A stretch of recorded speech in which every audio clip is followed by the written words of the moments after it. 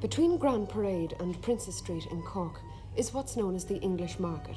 It's an indoor market, the only one of its kind in Ireland, housing 130 stalls which sell fresh fruit, vegetables, meat and fish. Its customers come not only from the immediate centre city area, but from the suburbs, north and south. Like every piece of ground in the middle of a big city, it's worth a lot of money. The corporation who leased the site to the stallholders on a 7-day licence basis have invited proposals from developers, providing the ground floor be preserved for use as markets. So far, an overhead office block and a multi-storey car park have been suggested to be built above the markets. Many of the stallholders are unhappy about the idea of any change, like Mrs. Ahern, owner of a fruit and vegetable stall. Like it the way it is. Why would you not like that though? I don't know, I mean it's nicer the way it is, it's homelier. Yeah. It is. Well, if somebody offered you, say, a shop now instead of this, would you take it? No, I wouldn't. What does the place mean to you? It means an awful lot to me. It means, after all, I come in here every day and I meet the people coming in and I have a chat with them. If you didn't come in, would it be the same? Well, I suppose it would. No, but well, I mean it for wouldn't you. at home, it would not. But I meet no one. If she stayed at home, she died. I'll throw that. How long more would you stay?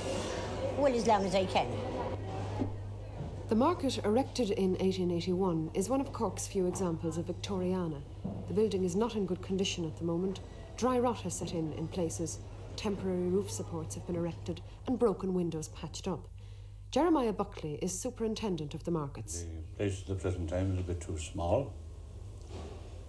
We want to improve the size of the stalls and make them comply with the food hygiene regulations in full. Well, now, I understand that the corporation advertised for tenders from developers to develop yes. the area, keeping the market underneath. Oh, yes, and some of the ones that came in were for office blocks or Yes. car parks on Yes. top. Now, would this not involve the stallholders leaving the place for a while and a subsequent loss of business? Well, that's a problem we've got to face. It could. But you see, if by some miracle that they can remain in situ, all the better. But it would be a miracle. It would be practical, but it would be very, very difficult to carry it out. So that their fears that they would lose business are fairly justified then? Yeah. How about the present condition of the place? The roof isn't in good condition and It's not in things very like poor that. condition. Well, is the corporation not going to fix that until it makes a decision about development? Well, the corporation are maintaining it all the time. In other words, they're keeping body and soul together as regards the roof. You see. But that's only just about. I mean, they're not That's going to make any structural alterations yet. Not at the moment, no. How about rent? If they did make improvements, would the rent be higher? Well, with bigger units, obviously the rents would be higher. Yeah. But do you think the stallholders The would rents be would happy? be geared in such a way that they'd be satisfactory to the tenants as well as the corporation. Well, is it a question of the corporation wanting to make money on the site? Because obviously it is a very valuable site here in the centre of the city. I say the corporation would welcome anything that would relieve the rates, any revenue, additional revenue.